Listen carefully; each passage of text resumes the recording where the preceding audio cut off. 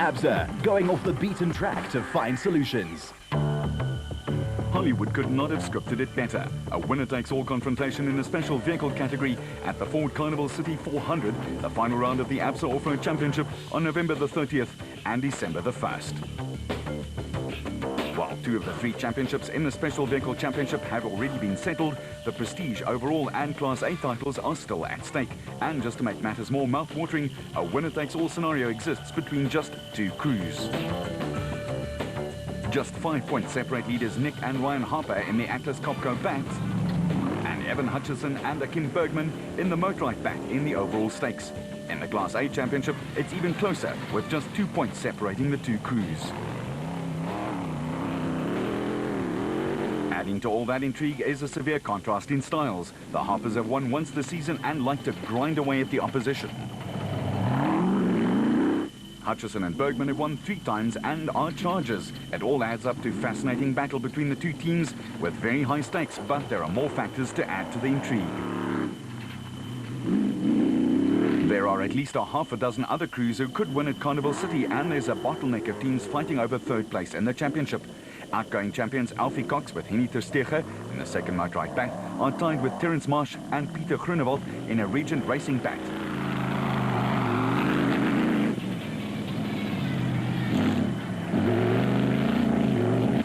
With Clint Gibson in his absolute bat in the thick of things in the Drivers' Championship too.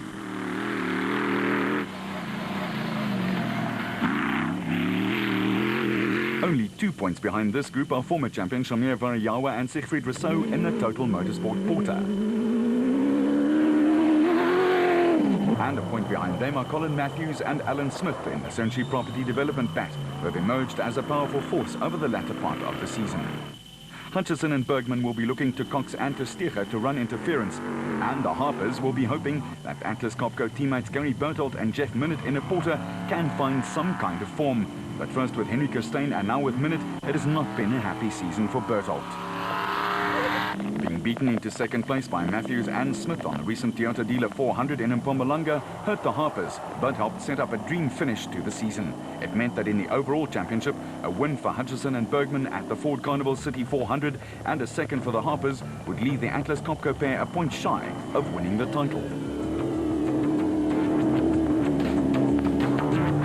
Over the years, the Ford Carnival City 400 has earned a reputation as a wet race, but wet or dry this year, the stage is set for an absolute cracker of a race. While Hendrik and Jan Kraai's Regent Racing bat wrapped up the Class B Championship after 5 successive wins, the battle for 2nd place is a fascinating one. The fact that only a single point separates the 2 teams in contention is enough to make it a zinger. But the fact that family is involved with the father trying to fight off 2 sons makes it even more intriguing. Bez Besaidnout and Johan de Bruin in an Adenko bat are 1 point ahead of Johan and Etienne Besaidnout, who won the recent Toyota Dealer 400 in another Adenko bat. The Kraais, after a recent hiccup or 2, would like to end on a high note and will start as the obvious favourites. But the Battle of the Besaidnoats is going to be a focal point and opens up some interesting thoughts in terms of team orders, which comes into play. The Class S title has also been done and dusted and could lead to something of an anticlimax. Veterans Richard Schilling and Chris Davies in the ACECO have dominated the class throughout the season and wrapped up the title on the Toyota event. With the title in the bag, the pressure is off Schilling and Davies, but it could be another of their battles with arch rivals, outgoing drivers champions Nick Gosler and Richard Carolyn in the Kopenhagen Hotel Super Team Raceco. Glenn Gibson and Mark Whitehurst in the Absolute ACECO are also sure to make it an interesting 3-way battle. Class A has been hugely competitive all season, and off-road pundits always expected the title race to go all the way to the wire. The only real surprise is that at the DEF, there are only 2 teams involved in the final winner-take-all battle.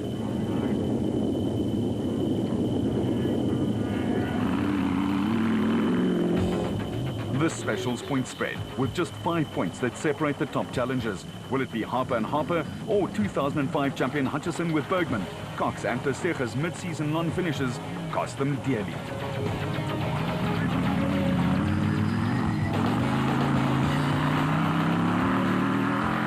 The Ford Carnival City 400 in and around the East Rand has always been a wet race, and very rarely has the whole 2 days not at least provided one solid and spectacular storm to cool things down. In 2006, it was no different, and it turned out to be the type of race where Olympic gold swimming medalists Reit Neethling and Roland Skuman would have been able to provide very solid competition for the 4x4 vehicles, who were perilously close to either drowning or burning out clutches galore.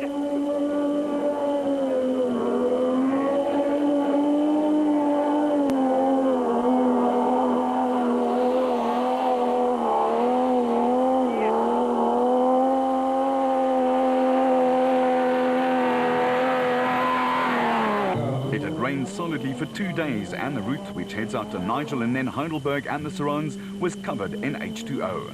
What it did mean was that the field bunched up and produced some fast and spectacular driving. The Ford SP team of Woolridge and Scholthammer were just wrapping up the SP class win, while Grobler and Jordan had clinched the national championship.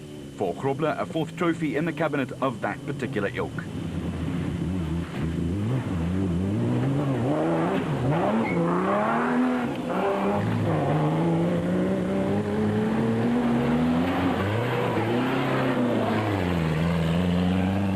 But the muddy ruts, turned out by the faster and quicker traffic, grabbed and held on to a lot of competitors, and a tow rope was standard issue.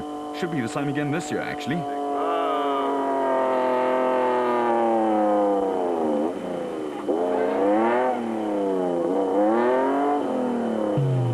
Berthold and Houghton stormed to a surprise win, while the route designed by the Koppel Club is always a good varied mix of interesting but fair challenges.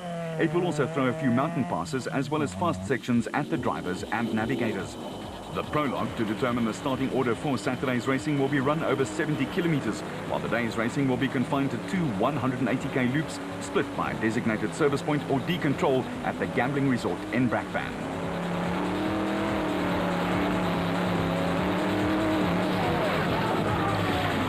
Hutchison and Bergman won in 6 hours and 12 minutes last year in the specials and brought home an unprecedented clean sweep for the silver and black band motorite. But for the specials, it's hell when it rains. However, if it's wet, you really trade one evil for another, as there's no dust, but the water gets in everywhere. Remember that the specials have no protective windscreen, and the muck, slush and cold seeps into every pore. Going in-car on this route is a whole lot of fun, though.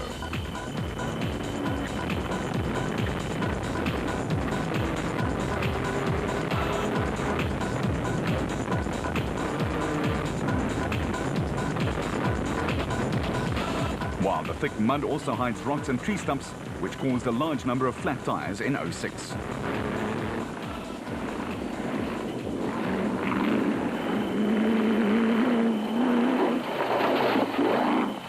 The complete redesign of the route last year was met by the approval of all, and event organizer Willie Prinsloo says they've decided to tweak very little on the existing layout.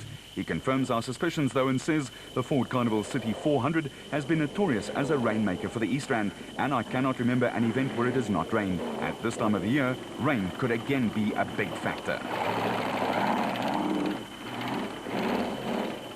Another bonus for spectators, on top of so many categories which are balanced on knife edge, is that the new route is very spectator friendly and lends itself to some good sightings of the cars as they speed by, as well as in the DSP area at Carnival City itself. The roadworks around the complex have also been fully completed, and this will also make it much easier for fans to get to see their favorite off-road racing team come blistering by.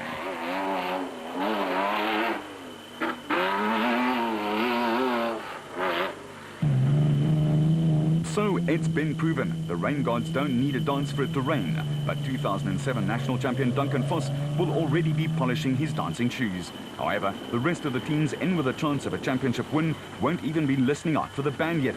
They'll be lying awake in the small of night, wondering about rain, whether their cars will hold up and whether they'll be blessed or just plain unlucky.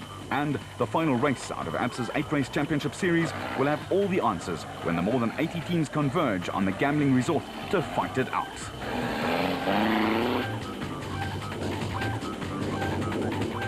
The mountains and surrounds will again test man, machine and backup crew to the limit, and perhaps beyond.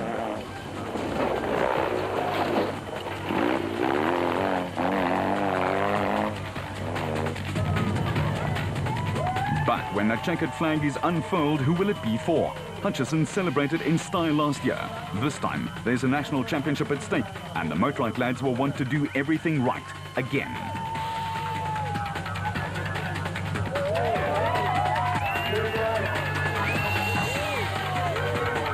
The Ford Carnival City 400 starts on the